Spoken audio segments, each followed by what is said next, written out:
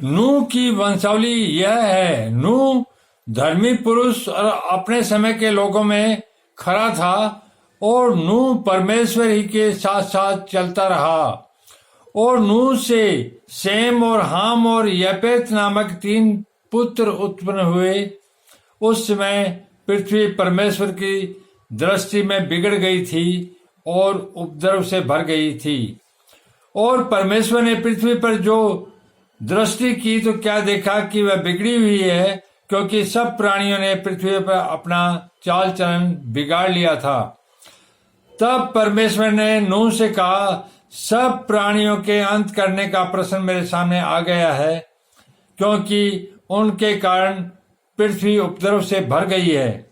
इसलिए मैं उनको पृथ्वी समेत नष्ट कर डालूंगा। इसलिए तू गोपेर वृक्ष की लकड़ी का एक जहाज बना ले, उसमें कोठरियां बनाना और भीतर बाहर उस पर राल लगाना। इस ढंग से तू उसको बनाना, जहाज की लंबाई 300 हाथ, चौड़ाई 50 हाथ और ऊंचाई 30 हाथ की हो।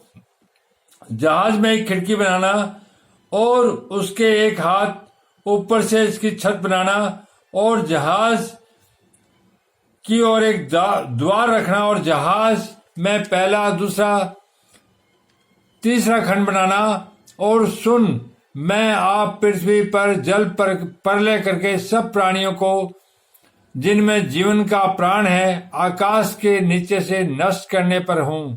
और सब जो पृथ्वी पर है मर जाएंगे, परंतु तेरे संग मैं वाचा बांधता हूं। इसलिए तू अपने पुत्रों, स्त्री और बहुओं समेत जहाज में प्रवेश करना।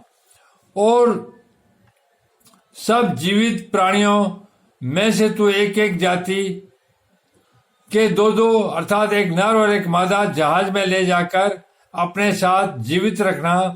एक एक जाति के पक्षी और एक एक जाति के पशु और एक एक जाति के भूमि पर रेंगने वाले सब में से 2-2 तेरे पास आएंगे कि तू उनको जीवित रखे।